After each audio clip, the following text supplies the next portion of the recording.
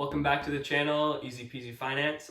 In this video, we're going to be talking about the power of habit. And if you're new here and you haven't checked out the first video, identifying what you value, make sure to go and check that one out first. It's a very short video, and then come to this one and it'll make more sense. So today, we're going to be talking about creating long-term financial success through the power of habit. We need to understand that building wealth is not a one-time act. It's a repeated process that occurs through habit. And a really important thing is actually believing in yourself. Believing that you can, improve your finances and grow that financial wealth mindset. Some people don't think it's possible. They just were never taught it. Their family doesn't know how to do it. And they just think, too hard for me. Only really smart people can do this. But you have to believe in yourself that you can do it. And trust me, you can. I know lots of people who didn't know anything at all. Their parents didn't know anything at all, their family, and they still learn how to do this. So believe that you can do it and you'll be able to. Exactly. Just like anything, it all starts with the mindset.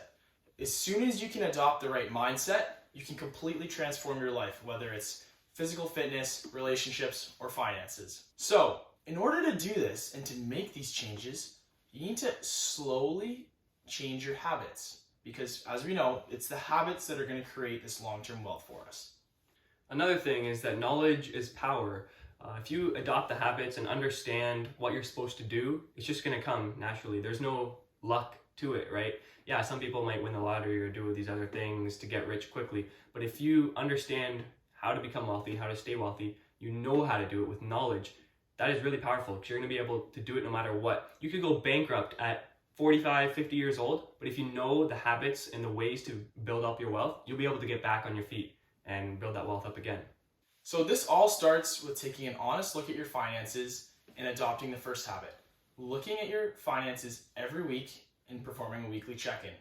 Now I know ignorance is bliss and everyone just doesn't want to look at it because it's so painful and they just don't want to deal with it. But trust me, it's better to be proactive because as soon as you see those interest charges coming from your credit card or your line of credit, it's going to be even more painful. So let's be proactive. Let's create this first good habit and let's get started. So these habits take a lot of time and energy up front to actually do, maybe even a lot of pain if you don't enjoy doing it, right?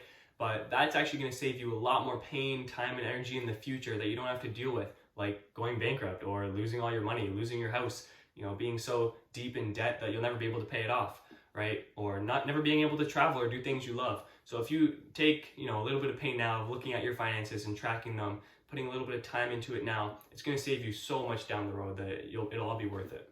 And it might be really tough at the beginning, setting up your credit card payments and understanding what you can spend money on and what you can't and stuff like that. But it actually becomes very easy after a few months or a few years of doing it. For example, for me, I have my credit card payment actually automated.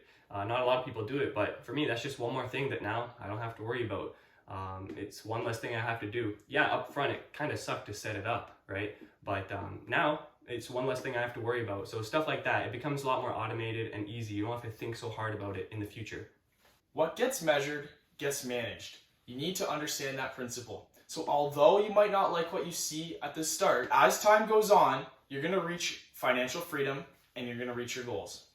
If you want to actually be wealthy for a long period of time, you have to adopt the specific habits and mindset of wealthy people. For example, someone can be rich or someone can be wealthy. There's a big difference. If I win the lottery today, but I have no financial knowledge, I'm going to lose that money. And it's just a matter of time, right? But if someone else who maybe didn't even win the lottery, they have very little money. If they have the knowledge and the power to, of financial wealth building, they'll be able to do it even with a little bit of money. So being rich and being wealthy are two very different things. And what you want is to build the wealth mindset to become wealthy. Let's take a look at a practical example here. Look at Floyd Money Mayweather. He makes around $50 million per fight, but he recently filed for bankruptcy. So that just goes to show you, being rich does not mean you're going to be wealthy. But no matter where your finances lie, if you can adopt these financial habits, you will always be wealthy. So to close this thing out, let's just recap the key takeaways. It's the habits that are going to change the results. You got to start with the habits. If you want to be wealthy, you got to adopt wealthy habits. You can do it. We're going to make slow changes to our habits that over time, we're going to gather momentum and reach our goal of financial freedom. Thank you very much, and stay tuned for the next video.